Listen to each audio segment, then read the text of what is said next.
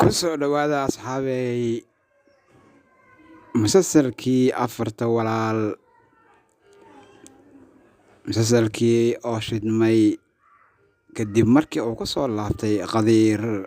waa qaybta af Soomaali ahaan la fiirsan doono habeenka Isniinta ah laakiin ciidii oo af Soomaali ah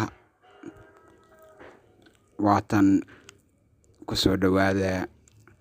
run ahaantii Qadiir wuxuu kusoo laabtay walaalihiis markii uu soo bogsooday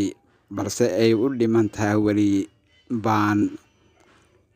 Qadiir ayaa noqday qofka kaliya ee indhaha caalamku sugayeen in uu dib ugu soo laabto musalsalka loo yaqaano Kardi Silrim afka Turkiga markii la yiraahdo